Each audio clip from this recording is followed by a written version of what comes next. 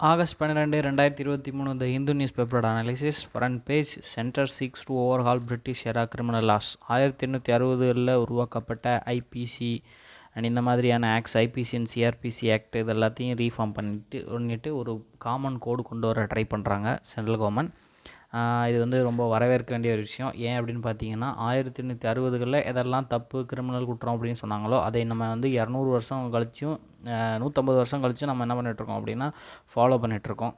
So இந்த மாதிரி ஆக்ட்ஸ்லாம் வந்து தொடர்ந்து ரீஃபார்ம் பண்ண வேண்டியது அவசியமான ஒரு விஷயம். ஸோ இதெல்லாம் சின்ன சின்ன ரிஃபார்ம்ஸ் பண்ணியிருந்தாலும் இதில் நிறைய கேசஸ்லாம் நடந்துச்சு இல்லையா.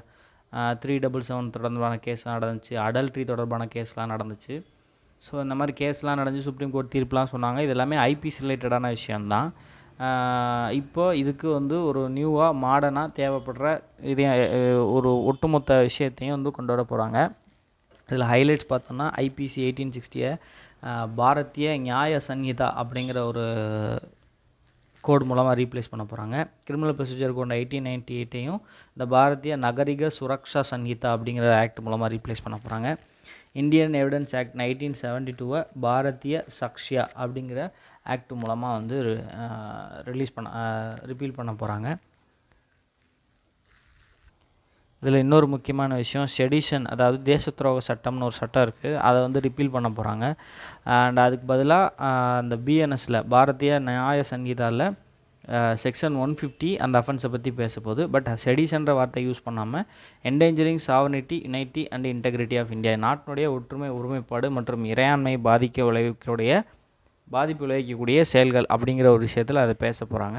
ஸோ இதை பற்றி ஃபுல்லாக பார்க்கலாம். Union home minister Amit Shah on Friday introduced 3 bills on the Lok Sabha, repeal the British era Indian penal code, Indian Evidence Act and the Code of Criminal Procedure CRPC. The Bharatiya Nyaya Sanhita Bill 2023, which replaces IPC, prescribe capital punishment as the maximum sentence for mob lynching. Mob lynching அப்படின்னா அப்படியே கூட்டமாக போய் கொலை பண்ணுவாங்கள்ல. இப்போ ஏதாவது ஒரு ஆள் மாட்டிடுவான், அவனை மொத்தமாக சேர்த்து வச்சு அடித்து கொள்வாங்கள்ல, அதுதான் வந்து மாப் லிஞ்சிங்.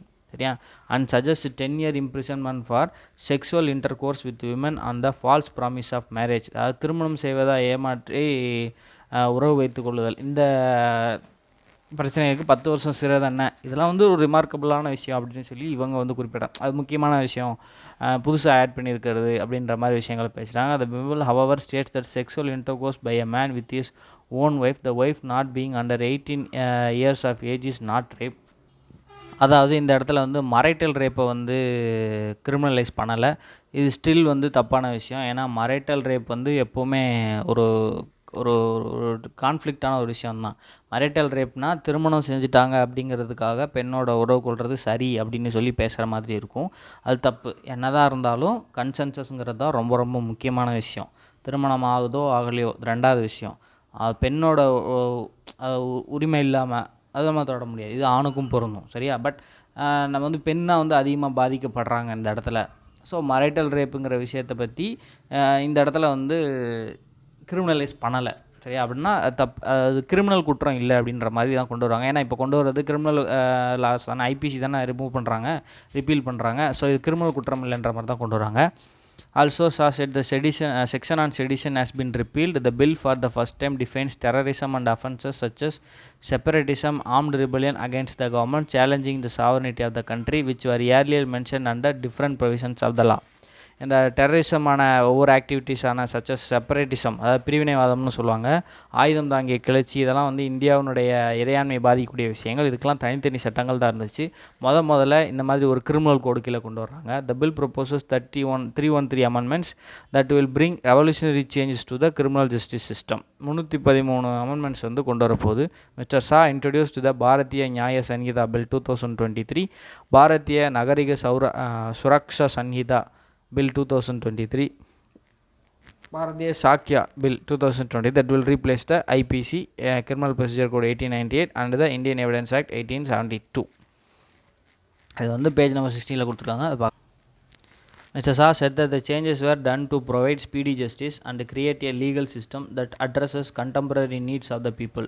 மக்களுடைய தற்போதைய தேவையை அட்ரஸ் பண்ணுற விதமாக ஒரு லீகல் சிஸ்டத்தை நம்ம வந்து உருவாக்க போகிறோம். He requested that bills be sent to parliamentary standing committee on home affairs. உள் விவகாரங்களுக்கான பாராளுமன்ற நிலைக்குழுட்ட வந்து என்ன பண்ணுவாங்கன்னா இந்த மசோதாவை அனுப்பி வச்சு அதை வந்து ஆய்வு செய்கிறதா குறிப்பிட்றாங்க. He said absconding criminal such as underworld don Dawood Ibrahim will be tried in absentia by a court and will be sentenced to. அதாவது தப்பிச்சு போகிறவங்களும் மேலேயும் விசாரணை நடத்த முடியும். முதல்ல வந்து ப்ரொசைட் பண்ணால் தான் வந்து விசாரணை நடத்த முடியும். இப்போ வந்து தலைமறைவாக இருக்கிறவங்க மேலேயும் விசாரணை நடத்தி அவங்களுக்கு அகேன்ஸ்டான எவிடன்சஸ் வந்து கொண்டு வர முடியும், அவங்களுக்கான தண்டனை வழங்க முடியும்னு சொல்கிறாங்க. In case of sexual violence against women the video recording of statement of survivors has been made compulsory. அதாவது தப்பிச்சிருப்பாங்கல்ல, பாதிக்கப்பட்டு உயிர் பழைச்சிருப்பாங்கல்ல, அவங்களுடைய வீடியோ ரெக்கார்டிங் வந்து கம்பல்சரி ஆகுது. Marrying or making sexual relations with a woman by deception by giving wrong credentials has been brought in a separate category of crime. அதாவது அப்போதே சொன்னதான், அதாவது திருமணம் செய்வதாக ஏமாற்றி உறவு வச்சுக்கிறது, அதுக்கும் தண்டனை கொடுக்குறாங்க. He said police has to inform about the status of a complaint in 90 days. Police ஒரு கம்ப்ளைண்ட் மேலான ஸ்டேட்டஸை 90 நாட்களில் அப்டேட் பண்ணணும். If a case punishable by 7 years or more is to be withdrawn, then before doing so the police must consult the victim. அதாவது ஒரு 7 வருஷம் இல்லை அதுக்கு மேலே தண்டனை வழங்கக்கூடிய பொட்டன்ஷியல் இருக்கக்கூடிய ஒரு கேஸ் வந்து வித்ட்ரா பண்ண போகிறாங்க அப்படின்னா அதை பற்றி பாதிக்கப்பட்ட நபர்கிட்ட என்ன பண்ணணும்னா அவங்க வந்து தெரிவிக்கணும் அப்படின்னு சொல்லி கன்சல்ட் பண்ணணும் அப்படின்னு சொல்கிறாங்க. The star said community service is being introduced for specific crimes. The maximum limit for 180 days has been fixed to file a charge sheet. ஒரு சார்ஜ் ஷீட்னா என்னென்னா, ஃபைலை ஃபஸ்ட்டு எஃப்ஐஆர்னா ஃபஸ்ட்டு இன்ஃபர்மேஷன், அந்த நடக்கிற விஷயங்களில் அந்த நடந்த பிரச்சனையை பற்றின முதல் அறிக்கை தான் வந்து ஃபஸ்ட்டு இன்ஃபர்மேஷன் ரிப்போர்ட்டு. அதுக்கப்புறம் கம்ப்ளைண்ட் ஃபைல் ஆகி அதுக்கப்புறம் அவங்க மேலே குற்றப்பத்திரிக்கை தாக்கல் செய்வாங்க. இவங்க என்னென்ன தப்பு பண்ணாங்க, அதுக்கான என்னென்ன எவிடன்ஸ் இருக்குது அப்படின்னு சொல்லி சார்ஜ் ஷீட் தாக்கல் பண்ணுவாங்க. இதுதான் வந்து ப்ரையம் கம்ப்ளைண்ட்ஸு. ஸோ இதை வச்சு தான் வந்து அவங்கள என்ன பண்ணுவாங்கன்னா குற்றவாளி அப்படின்றத கன்ஃபார்மே பண்ணுவாங்க. இதுக்கப்புறம் வழக்கு நடந்து அவங்க மேலே உள்ள இந்த எவிடன்ஸ், இந்த சார்ஜ் ஷீட்டை ப்ரூவ் பண்ண முடிஞ்சால் அவங்களுக்கு தண்டனை, ப்ரூவ் பண்ண முடியலன்னா அவங்கள வந்து விடுவிச்சிருவாங்க. ஸோ இந்த சார்ஜ் ஷீட் ப்ரொடியூஸ் பண்ணுறதுக்கு ஒரு டைம் கொடுத்துருப்பாங்க. இந்த டைம் வந்து 180 டேஸாக ஃபிக்ஸ் பண்ணுறாங்க அதிகபட்சமாக. The police cannot take an indefinite plea that investigation is on. ரொம்ப நாள் எடுத்துக்க முடியாது, அதாவது காலமே இல்லாமல் இவ்வளோ நாள் ஓடிட்டுருக்கு, இன்வெஸ்டிகேஷன் நடந்துட்டுருக்குன்னு. Police will get 90 days to file charge sheet. Another 90 days can be granted by court but it cannot be exceed that. அதாவது ஃபஸ்ட்டு 90 நாளுக்குள்ளே சார்ஜ் ஷீட் ப்ரொசீட் பண்ணிடணும். அது பத்தலைன்னா அடுத்து 90 நாள் கோர்ட் வந்து கொடுப்பாங்க, அதுக்கு மேலே டைம் கிடையாது. The home minister said the government of the day will have to decide prosecution sanctions against the police officers and civil servants within 120 days, else it will be deemed to be permitted. இந்த police officers மேலே civil servant மேலே இருக்கக்கூடிய அந்த வழக்குகள் எல்லாத்தையும் 120 நாளுக்குள்ளே அங்கே இருக்கிற கவர்மெண்ட் என்ன பண்ணணும் அப்படின்னா டீல் பண்ணணும், அதை அவங்க டிசைட் பண்ணணும். அப்படி இல்லைன்னா அவங்க மேலே உள்ள வழக்கு வந்து அவங்க மேலே வழக்கு தொடுக்க பெர்மிட் பண்ணதாக வந்து கருதப்படும் அப்படின்னு சொல்கிறாங்க. He said videography of search and seizure is being made compulsory and charge sheet won't be accepted without it.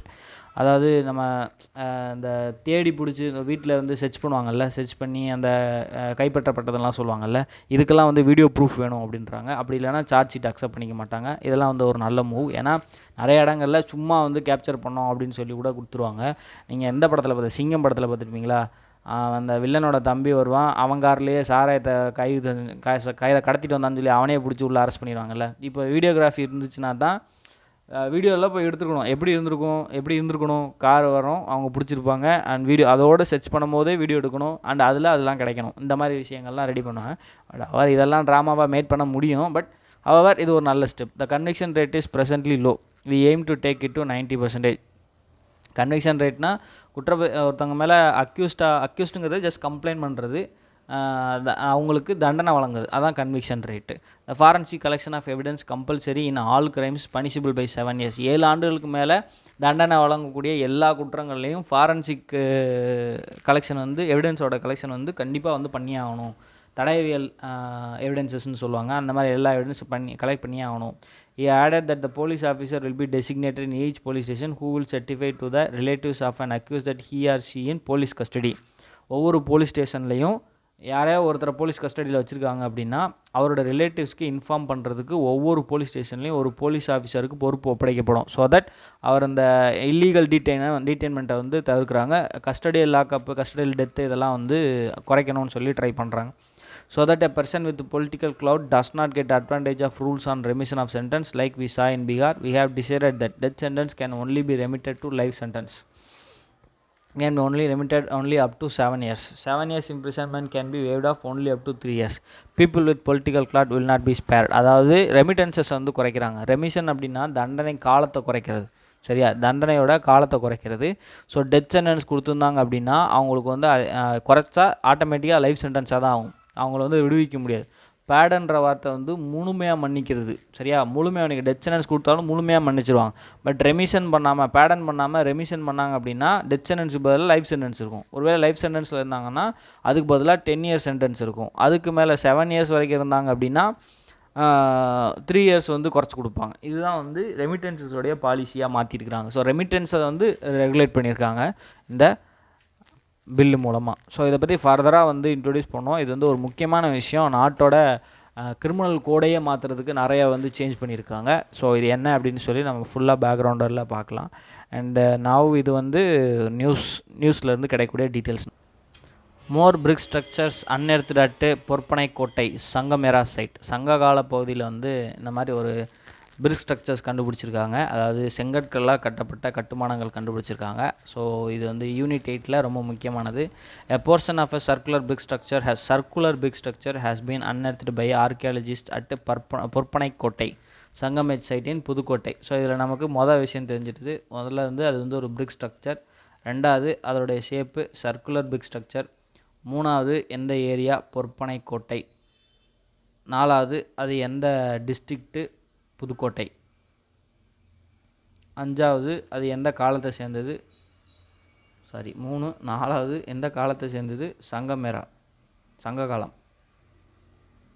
According to excavation director T Thangadurai, the structure is contiguous to a 3-course brick structure exposed in a A1 trench within few days of the archaeology deposit having commenced digging at the site. இது வந்து சும்மா details கொடுத்துருக்காங்க, அது எப்படி இருக்குன்னு சொல்லி details கொடுப்பாங்க. Sangam age fort is believed to have existed here. சங்ககால கோட்டை ஒன்று இருக்கலாம்னு நம்பப்பட்டுருக்கு. The brick structure was found to a depth of 3.8 cm.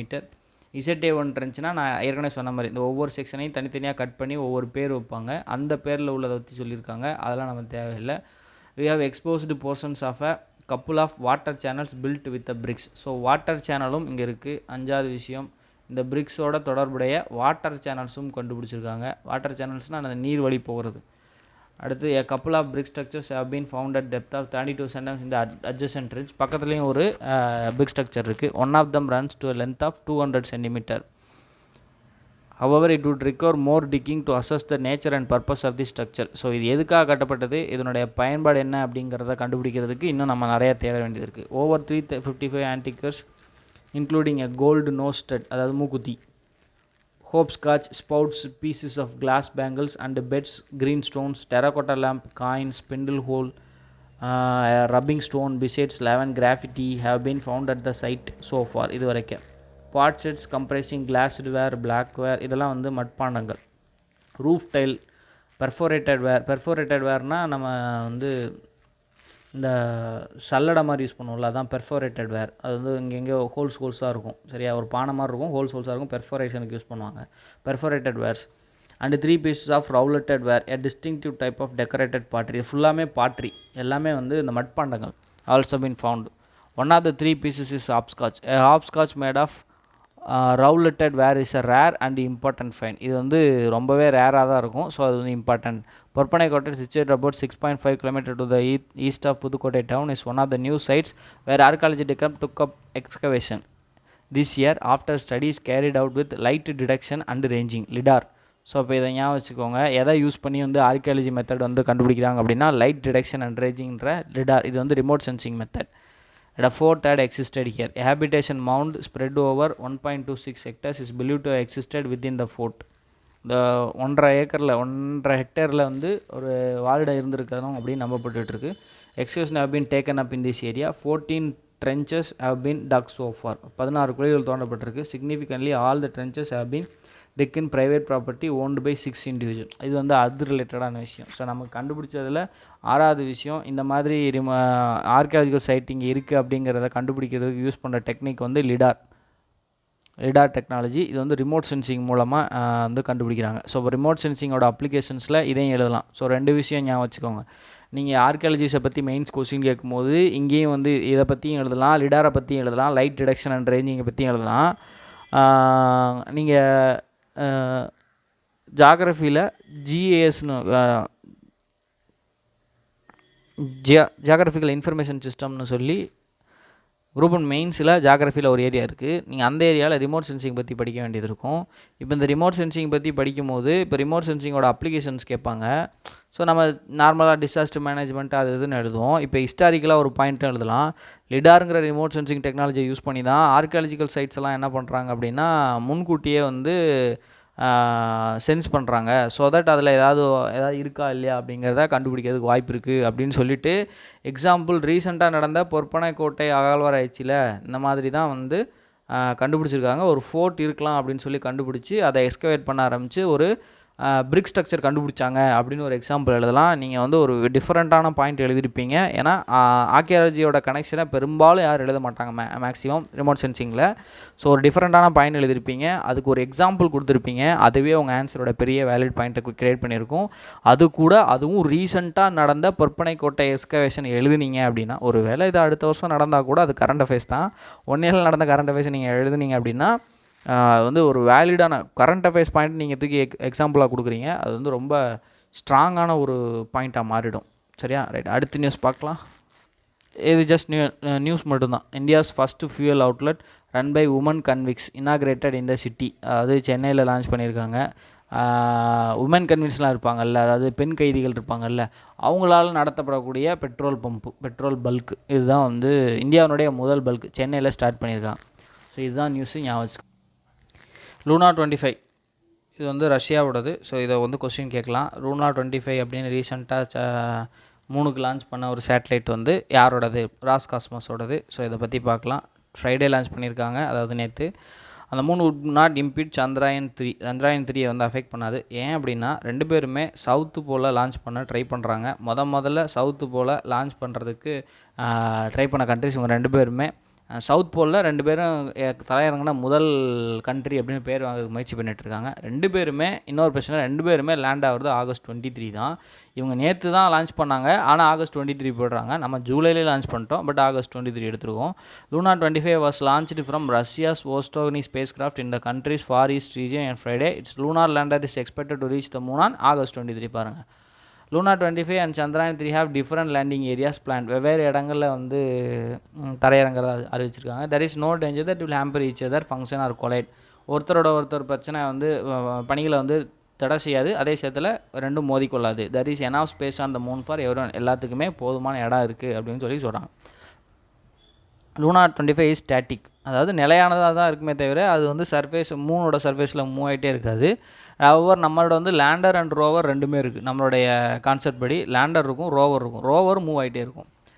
Ilyas Morov center of internal and external இது வந்து ரஷ்யாவிலேருந்து சொல்லியிருக்காங்க. Launching Luna 25 on the flight trajectory to the moon will take 1 hour and 20 minutes.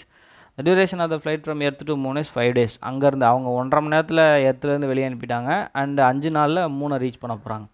Stay in lunar orbit from 5 to 7 days. Lunar ஆர்பிட்டில் 7 நாள் இருக்கும், depending on the landing area. 3 areas are selected for the lunar land. அவங்க வந்து 3 area choose பண்ணியிருக்காங்க லூனாரில் land பண்ணுறது. ISRO plans to have the Chandrayaan 3 lander and rover touchdown near the lunar south pole region at 5:47 PM on August 23. 5:47 நம்ம வந்து land ஆக போகிறோம். So அந்த டேட்டை ஞாபகம் வச்சுக்கோங்க. இந்தியாவை வந்து ஒரு வேளை சவுத் போலில் லான்ச் ஆகிட்டாங்கன்னா the world's first country to land a rover in southern pole. According to ISRO, there were 6 active lunar orbits as of July 23. ஒட்டுமொத்தமாக லூனார் ஆர்பிட்டர்ஸ்னு கனெக்ட் பண்ணோன்னா 6 இருக்குது. கரண்ட்லி சீனாவோட ஒரே ஒரு ரோவர் மட்டும்தான், சீனாவோடது மட்டும்தான் அங்கே இருக்குது. இந்த ரோவர் பேர் வந்து சீனாஸ் U22 ரோவர். இது வந்து சாங்கி 4னு ஒரு சேட்டலைட் அனுப்புனாங்க, அதிலிருந்து ரிலீஸ் பண்ணப்பட்ட ஒரு ரோவர். ஸோ வந்து ரொம்ப தொலைவில் தான் இருக்குது. there is no interaction with ISRO on the Luna 25 project. At the same time, Russian side is open to cooperation and the participation of Indian side in implementing the project of international scientific lunar station. இது முக்கியமான ஒரு விஷயம். International space station அப்படின்னு ஒரு விஷயம் இருந்துச்சு. இது 5 நாடுகள் சேர்ந்து பண்ணாங்க. அதில் ரஷ்யா ஒரு பார்ட்டாக இருந்தாங்க, ரீசெண்டாக விலகிட்டாங்க. ரஷ்யாவும் சீனாவும் சேர்ந்துக்கிட்டு இன்டர்நேஷ்னல் சயின்டிஃபிக் லூனார் ஸ்டேஷன் ஒன்று கொண்டு வர சொல்லி லான்ச் பண்ணிட்டுருக்காங்க. இதில் வந்து அவங்க வந்து நாங்கள் வந்து இந்தியாவையும் சேர்த்துக்கிறதுக்கு வில்லிங்காக இருக்கோம் அப்படின்னு சொல்லி குறிப்பிட்றாங்க. ILRS is a planned lunar base currently persuaded by Roscosmos and Chinese Space Agency. ISRO on Friday congratulated Russia. இது வந்து நம்ம வந்து பாராட்டு தெரிவிச்சிருக்கோம், நீங்கள் வந்து வெற்றிகரமாக செஞ்சிட்டீங்க அப்படின்னு சொல்லி பாராட்டு தெரிஞ்சு. India and Russia are both aiming to be the first ever country to land on the moon south pole. பாருங்கள், முதல்ல தென் துருவத்தில் களமிறங்கக்கூடிய முதல் நாடு அப்படின்னு சொல்லி பேர் வாங்குறதுக்கு இந்தியா ரஷ்யா ரெண்டு பேருமே போராடிக்கிட்டு இருக்காங்க. யார் வர்றாங்கன்னு பார்ப்போம். நம்ம அடுத்து எடிட்டோரியல் பார்த்தோம் அப்படின்னா, இது வந்து பார்லிமெண்ட்டோட மான்சூன் சீசன் நேற்று எண்ட் ஆகிடுச்சு. பார்லிமெண்ட்டில் 3 செஷன் இருக்கும். ஒன்று வந்து பட்ஜெட் செஷன், ரெண்டாவது மான்சூன் செஷன், மூணாவது வின்டர் செஷன். 2 செஷன் வெற்றிகரமாக முடிஞ்சிச்சு. 3ஆவது செஷன் அடுத்து ஆரம்பிக்கும். இது எப்போ ஆரம்பிக்கும்னா பிப்ரவரியிலேருந்து 4 மாதம் நடக்கும். பிப்ரவரி ஆரம்பித்து 4 மாதம், அப்போ பிப்ரவரி, மார்ச், ஏப்ரல், மே வரைக்கும் நடக்கும். 1 மந்த் எப்போவுமே கேப் இருக்கும். ஜூன் கேப் விட்டுருங்க. அப்புறம் ஜூலைலேருந்து ஆகஸ்ட்டு, ஜூலை ஆகஸ்ட்டு நடக்கும். ஜூலை ஆகஸ்ட் செப்டம்பர் வரைக்கும் நடக்கும். பொதுவாக இது 3 மாதம் நடக்கணும். முன்னக்கூடியே அவங்களோட பிஸ்னஸ்லாம் முடிஞ்சிட்டா முன்னக்கூடியே எண்ட் ஆகலாம். அடுத்து வந்து வின்டர் செஷன் வந்து 1 மாதம் கேப் விட்டால், அக்டோபர் கேப் விட்டால் செப்டம்பர், நவம்பர், டிசம்பர் நடக்கும். மறுபடியும் ஜனவரி கேப் விட்டு பிப்ரவரி வந்து monsoon session, budget session start ஆயிரும். ஒரு வருஷத்தில் குறைஞ்சபட்சம் 2 தடவையாவது கூடணும் அப்படின்னு சொல்லி பார்லிமெண்ட்டோட செஷன்ஸ் வந்து குறிப்பிட்டிருக்காங்க. இதை பற்றி பின்னாடி நியூஸ் இருக்குது. மான்சூன் செஷன் எண்ட் ஆகிடுச்சு அப்படின்னு சொல்லி கொடுத்துருக்காங்க. ஸோ அதை பற்றி கொடுத்துருக்காங்க. ஸோ பெரிய அளவுக்கு இம்பார்ட்டன்ஸ் இல்லைனாலும் இங்கே என்ன நடந்துச்சு, பார்லிமெண்ட் செஷன் மான்சூன் செஷனில் என்னென்ன பேச்சாக நோ கான்ஃபிடன்ஸ் மோஷனுடைய எஃபெக்ட் என்ன, மணிப்பூரில் ஏதாவது மாற்றம் வந்துச்சா அப்படின்னு சொல்லி பேசியிருக்காங்க. இது வந்து ஈக்குவடரில் ஒரு பிரசிடென்ஷியல் கேண்டிடேட் வந்து கொண்டுட்டாங்க. ஸோ அதை பற்றி கொடுத்துருக்காங்க. இதுவும் தேவையில்லை. பட் இது வந்து India needs a new economic policy. So இப்போ இந்த கரண்ட்டாக என்எஸ்ஓ வந்து சில ஸ்டேட்டஸ் ரிலீஸ் பண்ணியிருக்காங்க, ஜிடிபியோட ஸ்டாட்டிஸ்டிக்ஸ் ரிலீஸ் பண்ணியிருக்காங்க. அதை பேஸ் பண்ணி இவர் வந்து இந்தியாவோட எக்கனாமிக் பாலிசியை பற்றி பேசியிருக்காரு. இது வந்து இம்பார்ட்டன்ட். இது வந்து இந்த ஹரியானா வைலன்ஸை பற்றி பேசுகிறாங்க. இந்த ஹரியானாவில் நடந்த வைலன்ஸை வந்து பேசியிருக்காங்க. ஸோ இது வந்து ஜஸ்ட் ஒரு ரீட் அவுட் பண்ணிக்கோங்க. சொன்ன பாருங்க, monsoon session came to an end AMET opposition boycott. அன்றைக்கும் அவங்க பாய்காட் தான் பண்ணியிருக்காங்க. Both the Lok Sabha and Rajya Sabha ஒரு அட்ஜான் சைன்டேனா என்ன அர்த்தம்னா காலவரையற்றி ஒத்தி வைக்கப்பட்டது அப்படின்னு சொல்லி அர்த்தம். ஸோ டைம் குறிப்பிடாமல் ஒத்தி வைப்பாங்க. இந்த பவர் யாருக்கு இருக்குன்னு கொஸ்டின் கேட்பாங்க, ஸ்பீக்கருக்கு கொடுப்பாங்க. ஜென்ரலாக வந்து இதை வந்து ப்ரொரோக் அப்படின்னு சொல்லி சொல்லுவாங்க. ப்ரொரோக் அப்படின்னு சொல்லுவாங்க, கூட்டத்தொடரை முடிச்சு வைக்கிறது அப்படின்னு அர்த்தம். இதை யார் பண்ணுவார்னா பிரசிடென்ட் தான் பண்ணுவார். இதுக்கான பவர் ப்ராசஸ் எப்படி நடக்கும் அப்படின்னா, ஒருவா செஷனோட பிஸ்னஸ் எல்லாம் டிசைட் பண்ணுவாங்க. அந்த பிஸ்னஸ் எல்லாம் நடந்து முடிஞ்ச பின்னாடி ஸ்பீக்கர் என்ன பண்ணிடுவார்னா அட்ஜான் சைன்டேன்னு சொல்லிட்டு போயிடுவார். உடனே அட்ஜான் சைன்டே போன பின்னாடி பிரசிடென்ட் வந்து இந்த ஹவுஸ் வந்து ப்ரொரோக் ஆகிடுச்சு, அடுத்து நாங்கள் கால் ஃபார் பண்ணுவோம், அடுத்து வந்து ஸ்டார்ட் பண்ணுவோம் அப்படின்னு சொல்லி இன்ஃபர்மேஷன் கொடுத்துருவாரு. அதோட அந்த ஹவுஸோட இது முடிஞ்சு போச்சு. ஸோ பொதுவாக அட்ஜான் சைன்டே வந்துச்சுன்னா அடுத்து அந்த இது முடிஞ்சு போச்சு அப்படின்னு சொல்லி அர்த்தம். ஸோ இது வந்து முன்னாடியே பிஸ்னஸ்லாம் பிளான் பண்ணிடுவாங்க. பிஸ்னஸ்னால் அவங்களுடைய செயல்பாடத்தான் பிஸ்னஸ் சொல்கிறாங்க, எல்லாமே பிளான் பண்ணிடுவாங்க. ஸோ தட் முன்னாடி தெரியும் என்றைக்கு நடக்குது, என்றைக்கு முடியுது அப்படிங்கிறது எல்லாமே தெரிஞ்சோம். ஸோ எல்லாமே ஃபார்மாலிட்டியாக தான் நடக்கும். இதுலேயும் வந்து என்ன நடந்துச்சு, என்னென்ன பேசினாங்க அப்படிங்கிற மாதிரி தான் கொடுத்துருக்காங்க. So that not so much என்னென்ன ஆக்டிவிட்டி நடந்துச்சு அப்படிங்கிறத தான் வந்து குறிப்பிட்றாங்க. ஸோ நம்ம என்ன அப்படின்னு சொல்லி பார்க்கலாம். Both the Lok Sabha and Rajya Sabha were adjourned on Friday, bringing end to the stormy monsoon session, which was marked by persistent protests by the opposition over the violence in Manipur. No confidence motion against Narendra Modi government. 27th no confidence motion வந்து introduce பண்ணியிருந்தாங்க. இந்தியாவோட 27வது no confidence motion. The last day witnessed a boycott of the valedictory sessions in both houses of the opposition party belonging to the India bloc. அதாவது இப்போ வந்து என்டிஏன்னு government இருக்காங்கல்ல, இவங்களுக்கு அகேன்ஸ்டாக எல்லா அப்போசிஷன் பார்ட்டியும் இந்தியான்னு ஒரு எதிர்கட்சி ஆரம்பிச்சிருக்காங்க, ஒரு கூட்டணி ஆரம்பிச்சிருக்காங்க. அவங்க எல்லாம் வந்து ப்ரொடெக்ட் பண்ணிட்டு வெளியே வந்துட்டாங்க. Suspension of the Congress leader of the Lok Sabha Adhir Ranjan Chowdhury, இவர் வந்து என்ன பண்ணிட்டாங்கன்னா சஸ்பெண்ட் பண்ணிட்டாங்க. And failure to take up a detail discussion on Manipur சிச்சுவேஷனை பற்றி பேச முடியல, ரொம்ப டீட்டெயிலாக பேசலைன்னு சொல்லி அவங்க வந்து வெளிநடப்பு செஞ்சுட்டாங்கன்னு சொல்லி கொடுத்துருக்காங்க. இதெல்லாம் நம்ம கொஸ்டினாக கேட்க போகிறதில்ல. The no confidence motion was brought by the Congress deputy leader of the Lok Sabha Gaurav Gogoi, அவர் தான் கொண்டு வந்தார். இதையும் கேட்க போகிறதில்ல. The discussion lasted for more than 19 hours, spread over 3 days and saw the participation of 60 members. Prime Minister Modi replied to the debate on the motion, which was defeated by voice vote. அதாவது மோஷனை defeat பண்ணியிருக்காங்க, no confidence மோஷனை defeat பண்ணியிருக்காங்க. அதனால் டிஃபீட்டட்னா government ஜெயிச்சிச்சுன்னு அர்த்தம். No confidence motion defeat பண்ணிட்டா கவர்மெண்ட் ஜெயிச்சிச்சுன்னு அர்த்தம். Lok Sabha speaker Om Birla in his valedictory address said 17 sittings were held which was lasted for 44 hours and 13 minutes. He said the lower house achieved a productivity of 45%. வெறும் இப்போ 45% productivity தான் இருக்குது. இதை நீங்கள் வந்து பார்லிமெண்ட் ஆன்சரை பற்றி எழுதும் போது குறிப்பிடலாம். இது வந்து அடிக்கடி வந்து பேசப்படக்கூடிய ஒரு விஷயம். பார்லிமெண்ட்டோடைய செயல்பாடு அனாலிசிஸ் பாயிண்ட் ஆஃப் வியூவில் பார்த்தோம் அப்படின்னா பார்லிமெண்ட்டோடைய ப்ரொடக்டிவிட்டி ரொம்பவே கம்மியாக இருக்குது. இது ஏன் அப்படின்னு ஒரு கொஸ்டின் கேட்கலாம். அதுக்கு நீங்கள் ஸ்டாண்ட் பண்ணுறதுக்கு இதெல்லாம் வந்து கோட் பண்ணலாம். ரீசெண்டாக நடந்த பார்லிமெண்ட்டோட மான்சூன் செஷனில் ஸ்பீக்கருடைய கொட்டேஷன் படி 45% ப்ரொடக்டிவிட்டி தான் அச்சீவ் பண்ணியிருந்தாங்க அப்படின்னு சொல்லி நீங்கள் கோட் பண்ணலாம். Mr. Bella said 20 government bills were introduced and 22 draft legislation were passed by the House. 20 bill வந்து அறிமுகப்படுத்தியிருக்காங்க, 22 பில்லை வந்து பாஸ் பண்ணியிருக்காங்க. Some of the important bills that were passed during the session, முக்கியமான bill: state cooperation societies bill, digital personal data protection bill, national nursing and midwife commission bill, national dental council bill, Jan Vishwas amendment bill, government of national capital Delhi territory bill, இது பஞ்சாயத்து, நம்ம டிபிடிடி பஞ்சாயத்து, இதெல்லாம் பஞ்சாயத்து. And the armed forces organisation bill, இதெல்லாமே வந்து இம்பார்ட்டண்டான பில்ஸாக. Mister Modi and members of the treasury benches were present when the national song was placed on Friday before the Lok Sabha was adjourned indefinitely. Members of the Biju Janata Dal, YSR யார் கலந்துக்கிட்டாங்கன்னு சொல்லி கொடுத்துருக்காங்க. In his valedictory address, Rajya Sabha chairman Jagdeep Dhankar said his appeal had not resonated well with the members. The frequent unwholesome spectacle of disruptions only indicate that my message has not found the attentive audience it deserves. அதாவது நான் ப்ரொடக்டிவாக இருப்போம்னு சொல்லி நான் ஒரு speech கொடுத்தேன், ஆனால் அதை வந்து சரியாக போய் சேரலை அப்படின்னு சொல்கிறார். The upper house he said last a total of 50 hours and 21 minutes during the 17 sittings due to avoidable disruptions. 50 மணி நேரம் வந்து கிட்டத்தட்ட நம்ம இழந்துட்டோம் அப்படின்னு சொல்கிறாங்க. அதாவது தவிர்க்க முடிகிற அந்த இடையூறுகளை கூட அவங்க தவிர்க்கலை. We have been able to pass a few bills during the session that witnessed some lively and animated debate.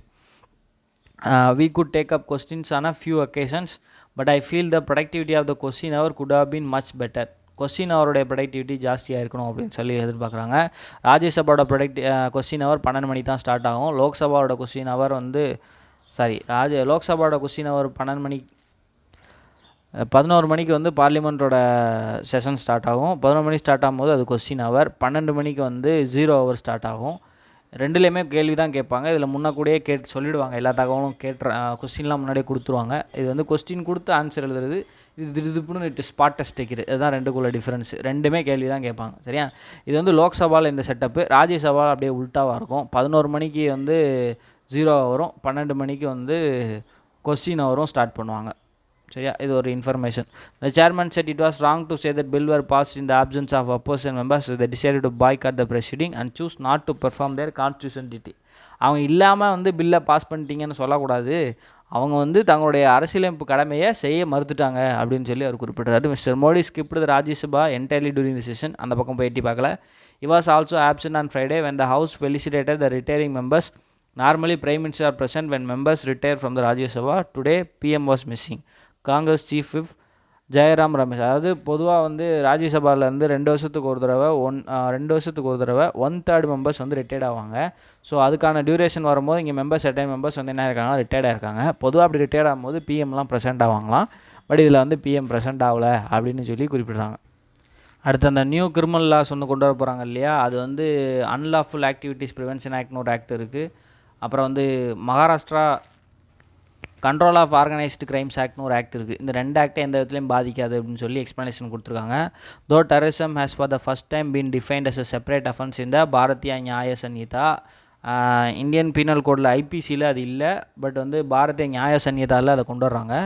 The other special law the deals with terrorist act, terrorist செயல்பாடுகளை பற்றி பேசுகிறதுக்கு அதர் ஆக்டும் இருக்குது. அது வந்து unlawful activities prevention act and will remain practice a senior government official said on Friday. அதாவது அதை எதுவும் disturb பண்ணாது, அது அப்படியே இருக்கும் அப்படின்னு சொல்லியிருக்காங்க. The new bill that seek to repeal the IPC will have no bearing on the other special laws such as Maharashtra Control of Organized Crimes Act 1999 and acts governing the central bureau of investigation among others. சிபிஐயும் cover பண்ணக்கூடிய, சிபிஐக்கு power கொடுக்கக்கூடிய இந்த மாதிரி விஷயங்களை power கொடுக்குற acts எதுவும் disturb பண்ணாது. Another major change being introduced relates to the zero FIR, that is filed irrespective of jurisdiction. Presently we have the concept of zero FIR, but it has now been codified now. Zero எஃப்ஐஆர்னா என்ன அப்படின்னா, இப்போ வந்து ஒரு case நடக்குது, ஒரு பிரச்சனை நடக்குது, கம்ப்ளைண்ட் வந்து கொடுப்பாங்க ஒரு போலீஸ் ஸ்டேஷனில். பட் அந்த கம்ப்ளைண்ட்டோட ஏரியா இந்த போலீஸ் ஸ்டேஷனோட ஜூரிஸ்டிக்ஷனுக்குள்ளே வராது. பொதுவாக என்ன பண்ணுவாங்க, எங்கள் ஜூரிஸ்டிக்ஷனில் வராதுன்னு தட்டி கழிச்சிடுவாங்க இல்லையா. இதுக்கு பதிலாக என்ன பண்ணுறாங்க அப்படின்னா, ஜீரோ எஃப்ஐஆர்னு ஒரு கான்செப்ட் இன்ட்ரோடியூஸ் பண்ணுறாங்க. நீ என்ன பண்ண, அந்த கம்ப்ளைண்ட்டை ரிஜிஸ்டர் பண்ணு, அண்ட் அதுக்கப்புறம் அது யார் எந்த சம்மந்தப்பட்ட ஏரியாவோ அந்த ஏரியாவுக்கு அதை ட்ரான்ஸ்ஃபர் பண்ணிடு. இந்த மாதிரி பண்ணுறது பேர் தான் zero FIR. Zero FIR concept ஏற்கனவே இருக்குது, பட் அதை கோடிஃபைடு வெர்ஷனாக வந்து இதை இன்ட்ரோடியூஸ் பண்ணுறாங்க. And a new section has been added regarding attachment and confiscation of property related to the proceeds of crime. அதாவது குற்ற செயல்பாடுகள் நடக்கும்போது இல்லை அவங்களுக்கு ரிலேட்டடான சொத்துக்களை வந்து கன்ஃபிஸ்கேட் பண்ணுறதுக்கு தனியாக ஒரு செக்ஷன் வந்து ஆட் பண்ணியிருக்காங்க. Investigation police officer can make an application to the court to take cognizance that the property has been obtained as a result of criminal activities. ஒரு சில கிரிமினல் ஆக்டிவிட்டீஸ் மூலமாக அதனோட விளைவாக இந்த ப்ராப்பர்ட்டி எல்லாம் அக்யூர் பண்ணாங்கன்னு சொன்னால் அந்த இதை என்ன பண்ண முடியும் அப்படின்னா, அவங்களால ப்ராப்பர்ட்டி வந்து கன்ஃபிஸ்கேட் பண்ண முடியும் அப்படின்னு சொல்லியிருக்காங்க. அந்த மாதிரி ப்ரொவிஷன் வந்து கொண்டு வர்றாங்க. New provision on mob lynching, ஏற்கனவே பார்த்தோம். Mob lynching included for murder on the basis of race, caste, community extra, for which punishment shall be minimum 7 years of imprisonment or life imprisonment or death penalty வரை கொடுக்க முடியும். இந்த காரணங்கள்லாம் காட்டி யாரையாவது கொடுமைப்படுது, யாராவது தனிநபரை ஒரு கும்பல் கொலை பண்ணுறது, ஸோ கும்பலாக தொழில் எடுத்து போய் பண்ணுறது, இதுதான் வந்து சொல்கிறாங்க. New provision for snatching for crime such as snatching, chain snatching, அந்த செயின் திருட்டில் ஈடுபடுவாங்கள்ல, அதெல்லாம் வந்து இன்ட்ரடியூஸ் பண்ணியிருக்காங்க. Added and severe injury leading to incapacitation or permanent disability will attract more string and punishment. அவங்க இந்த மாதிரி செயின் ஸ்நாச் பண்ணும்போது அவங்களுக்கு இன்ஜுரியோ இல்லை இன்ஜுரி நடக்குது, அது மூலமாக அவங்களுடைய உறுப்புகள் ஏதாவது செயலிழந்து போகுது, கை கால் அடிபட்டு அவங்கள திருப்பி செயலிழந்து நடக்க முடியாமல் போகிறாங்க, இல்லை அதை விட மோசமாக ஏதாவது செயல் நடக்குது அப்படின்னா அவங்களுக்கு இன்னும் பனிஷ்மெண்ட் வந்து ஸ்ட்ரிங் அண்ட் பனிஷ்மெண்ட் கொடுக்கறதுக்கு ஏதாவது வழிவகை செய்யப்பட்டுள்ளது அப்படின்னு சொல்லி இதை பற்றி கொடுத்துருக்காங்க. ஸோ இன்றைக்கி ஹைலைட் பார்த்தோன்னா அந்த பிஎன்எஸ் தான், ஐபிசி ரீப்ளேஸ் பண்ணுற பிஎன்எஸ் தான் ஹைலைட். அடுத்து இந்த பார்லிமெண்ட் வந்து 28% ஜிஎஸ்டி வந்து ஆன்லைன் கேம்ஸுக்கு இன்ட்ரடியூஸ் பண்ணியிருந்தாங்க. ஞாபகம் இருக்கா, நம்ம ஸ்டார்டிங்கில் பார்த்துருந்தோம். ஜிஎஸ்டி கவுன்சிலேருந்து கூடியிருந்தாங்க. அதுக்கு வந்து ஒரு லா போட்டு இந்த இதை வந்து அமெண்ட் பண்ணி கொண்டு வர்றாங்க. இதை பற்றி தான் அந்த ப்ரொவிஷன் கொடுத்துருக்காங்க. ஸோ இதை பற்றி நம்ம டீட்டெயிலாக ஏற்கனவே பார்த்துட்டோம். ஜஸ்ட் வந்து ஒரு ரீட் அவுட் மட்டும் பண்ணுங்கள், அதுவே போதும். நேற்று கொலிஜியம் பற்றி பேசியிருந்தோம். எஸ்சி கொலிஜியம் வந்து ட்ரான்ஸ்ஃபர் பற்றி ரெக்கமெண்ட் பண்ணியிருக்காங்க அப்படின்னு சொல்லி பேசியிருந்தோம். மறுபடியும் கொடுத்துருக்காங்க. இது வந்து ஜஸ்ட்டு வந்து நியூஸில் உள்ள ஒரு வார்த்தை தான், மற்றபடி இதுக்குள்ளே பெருசாக நியூஸ் இல்லை. ரைட். அடுத்து அஸ்ஸாம் டீலிமிட்டேஷன் அப்படின்னா தமிழில் தொகுதி மறுவரையறை அப்படின்னு சொல்லுவாங்க. Election commission rename some seats in final report. கடைசியாக வந்து ரிப்போர்ட்டை திருப்பி ரிஃபார்ம் பண்ணியிருக்காங்க. அதில் கூட ஒரு சில தொகுதிகள்லாம் ஆட் பண்ணியிருக்காங்க. ஒரு ஏரியாவை வந்து பொதுவாக சென்சஸ் அடிப்படையில் என்ன பண்ணுவாங்க, சென்சஸ் முடிஞ்ச பின்னாடி அந்த ஏரியாவை என்ன பண்ணுவாங்க அப்படின்னா மறுவரை செய்வாங்க. இது வேலை என்னென்னா எலெக்ஷன் கமிஷனோட முக்கியமான ஒரு வேலையாக இருக்குது. இது அஸ்ஸாமில் பண்ணியிருக்காங்க. ஸோ இதுக்குள்ளே நமக்கு டீட்டெயிலாக என்னென்ன நடந்துச்சு இதெல்லாம் தேவையில்லை. டீலிமிட்டேஷன்னா என்ன, அதுக்கு பவர் யார், டீலிமிட்டேஷன் கமிஷன்னா யார், அந்த கமிஷனை அப்பாயின்ட் பண்ணக்கூடிய பவர் யாருக்கு இருக்குது அப்படிங்கிறத நம்ம பார்ப்போம். நம்ம பேக்ரவுண்டில் சொல்கிறேன். இந்த பக்கம் என்ன கொடுத்துருக்காங்க அப்படின்னா வாசுதேவ குடும்பகம் அப்படிங்கிற டேர்மை சான்ஸ்கிரிட்டில் G20 லாகோவில் யூஸ் பண்ணியிருக்காங்க. ஸோ இது வந்து அப்ஜெக்டபிளான விஷயம் அப்படின்னு சொல்லி சீனா வந்து கன்சென்ஸ் ரைஸ் பண்ணியிருக்காங்க. ஸோ இதுக்கு விளக்கம் கொடுத்துருக்காங்க. நாங்கள் வந்து லாகோவில் மட்டும்தான் சான்ஸ்கிரிட்டில் யூஸ் பண்ணியிருக்கோம், பட் டாக்குமெண்ட்ஸில் எல்லா இடத்துலையுமே நான் வந்து இங்கிலீஷில் தான் யூஸ் பண்ணியிருக்கோம். வாசுதேவ குடும்பகம் அப்படின்னு சொல்லி தான் இங்கே யூஸ் பண்ணியிருக்கோம். வாசுதேவ குடும்பம் அப்படின்னா என்ன அர்த்தம்னா the world is one family, global citizenship அப்படிங்கிறதான் வந்து வாசுதேவ குடும்பத்தோட மீனிங். சரியா? G20 பொறுத்த வரைக்கும் யூஎன் சேங்ஷனில் இருக்கக்கூடிய லாங்குவேஜஸ் மட்டும்தான் யூஸ் பண்ணணும் அப்படின்னு சொல்லியிருக்க, நீங்கள் சான்ஸ்கிரிட் யூஸ் பண்ணுறீங்க அப்படின்னு சொல்லி பிரச்சனை. எல்லா இடத்துலையும் லாங்குவேஜ் இம்போஸ் பண்ணால் பஞ்சாயத்து தான் வரும் போல். பாருங்கள், சீனாவும் அப்போஸ் பண்ண ஆரம்பிச்சிட்டாங்க. ஜஸ்ட் இது ஒரு நியூஸ், அதை மட்டும் தெரிஞ்சுக்கோங்க. இதில் வந்து பெருசாக ஒன்றும் இல்லை. India focused on strengthening MDBs to address global challenges, says Finance Minister. The primary focus of India's G20 president in 2023 has been to strengthening multilateral development banks. அதாவது பல நாடுகளை சேர்ந்திருக்கக்கூடிய மேம்படுத்த வங்கின்னு சொல்லுவாங்க. இவங்களோட வேலை என்ன அப்படின்னா, நிறையா கண்ட்ரிஸில் மெம்பராக இருப்பாங்க. இவங்க எல்லாமே டெவலப்மெண்ட்டை கன்சர்ன் பண்ணி கடன் கொடுக்கக்கூடிய ஒரு வங்கி. In order to address shared global challenges, அதாவது உலகத்தில் இருக்கக்கூடிய எல்லா சேலஞ்சஸையும் உலக சேலஞ்சஸை சமாளிக்கிறதுக்கு இப்படி ஒரு பேங்க்ஸ், அந்த மல்டிலேட்டரல் டெவலப்மெண்ட் பேங்க்ஸை வந்து நம்ம இம்ப்ரூவ் பண்ணணும். Are also facing increasing demand from donor and borrowing countries to expand their lending operation beyond their core development mandates. அதாவது அது எதுக்காக உருவாக்கப்பட்டது அப்படின்னு ஒரு சில மேண்டேட்ஸ் கொடுத்துருப்பாங்க. அந்த மேண்டேட்டை வந்து எக்ஸ்பேண்ட் பண்ண சொல்லி குறிப்பிட்றாங்க. However, MDBs are not currently equipped to address the rising demand for their resources adequately. அவங்கள்ட்ட இருக்கிற ரிசோர்ஸஸ்க்கு தேவையான டிமாண்டை அந்த சால்வ் பண்ணுற மாதிரியான அவங்கக்கிட்ட அந்த மேட்டர்லாம் இல்லை அப்படின்னு சொல்லி குறிப்பிட்றாங்க. She also mentioned that an independent expert group on strengthening MDBs had been set up under India's G20 presidency. She was delivering the keynote address at G20 event in Mumbai. The FM said another issue discussed in the G20 finance track was the escalation of debt issues in vulnerable economies which posed significant economic risks. அதாவது ரொம்ப எளிதாக பாதிக்கக்கூடிய பொருளாதார நாடுகள் இருக்காங்க. அந்த நாடுகளில் வந்து இந்த கடன் பிரச்சனை ரொம்ப பெரிய பிரச்சனையாக வந்து நடந்துக்கிட்டு இருக்குது அப்படிங்கிறத பற்றி பேசியிருக்காங்க. The Indian G20 presidency has given great importance to the management of global debt vulnerabilities. இந்த மாதிரி கடன் விஷயங்களை பற்றி நாங்கள் அதிகமாகவே இம்பார்ட்டன்ஸ் கொடுத்துருக்கோம். Demonstrating a commitment to voicing the concerns of the global south. Global சவுத்னா யார் அப்படின்னா நம்ம சதர்ன் ஹெமிஸ்பியரில் இருக்கக்கூடிய சதர்ன் ஹெமிஸ்பியரில் கண்ட்ரிஸோட எண்ணிக்கை ரொம்ப கம்மி. ஸோ அதனால் இவங்களோட டாமினன்ஸ் வந்து ரொம்ப கம்மியாக இருக்கும். வேறு நார்தன் ஹெமிஸ்பியரில் நிறைய கண்ட்ரிஸ் இருக்காங்க. ஸோ அதனால் எல்லா ஃபோரம்லேயும் வேர்ல்டு ஃபோரம்லேயும் இவங்களுடைய டாமினன்ஸ் ஜாஸ்தியாக இருக்கும். ஸோ எப்போவுமே டாமினன்ஸ் கம்மியாக இருக்கிறவங்களுடைய இம்பார்ட்டன்ஸ் ரொம்ப கம்மியாகிடும் இல்லையா. ஸோ இப்போ இவங்க தான் குளோபல் சவுத்துன்னு சொல்லி ஒரு கான்செப்டை கொண்டு வந்து இவங்களுடைய இம்பார்ட்டன்ஸை என்ஷூர் பண்ணணும், ரைட்ஸை என்ஷூர் பண்ணணும், நிறைய இது நடந்துகிட்டு இருக்குது. ஸோ அந்த டேர்மை சொல்லி இவங்களுடைய பிரச்சனையை நாங்கள் வந்து கமிட்மெண்ட் நாங்கள் வந்து ஒரு நிறைய கன்சர்ன்ஸ் வந்து பேசியிருக்கோம். வாய்ஸிங்னா பேசியிருக்கோம் அப்படின்னு அர்த்தம். Speaking about the issues faced by MDBs, Sitharaman said, after decades of integration, the global economy was starting to witness increasing fragmentation. ரொம்ப வருஷமாக எல்லோரும் ஒருங்கிணைஞ்சிருந்த சமயத்தில் இப்போ எல்லா எக்கனாமிக்ஸும் தனித்தனியாக பிரிய ஆரம்பிக்குது. Reserve Bank of India governor Shaktikanta Das speaking at the same event said structural challenges such as financing global public goods, managing global debt vulnerabilities and dealing with climate transition were uphill tasks no country could achieve alone. அதாவது இந்த மாதிரி பொதுமக்களுக்கு பொது பொருட்களை வந்து விநியோகிக்கிறது, அப்புறம் வந்து டெப்ட் vulnerabilities கடன் பிரச்சனை இருக்கிறது, இது எல்லாமே வந்து அதே மாதிரி climate transition, அது இந்த climate change events நடக்குதுல்ல, இது எல்லாத்தையுமே ஒரு தனி கண்ட்ரியால் மட்டும் டீல் பண்ணவே விஷயம் இல்லை.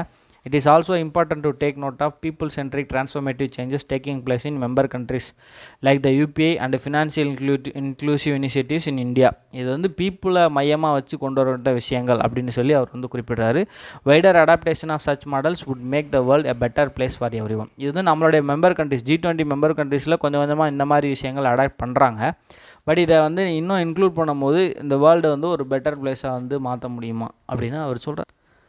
இது அடுத்த பிரச்சனை. சீனாக்காரன் வந்து கொழும்பில் வந்து ஒரு மிலிட்ரி கப்பலை கொண்டு வந்து நிறுத்தி வச்சுருக்கான். அங்கே நிறுத்தினா நமக்கு என்ன பிரச்சனைனா, நம்மளுடைய ஃபுல் விசினிட்டியில் ரொம்பவே வந்து கிட்டக்க இருக்கான். ஏற்கனவே ஒரு சர்வைவலன்ஸ் இப்போ வந்து நிறுத்தினது ரொம்ப பெரிய பிரச்சனையாச்சு.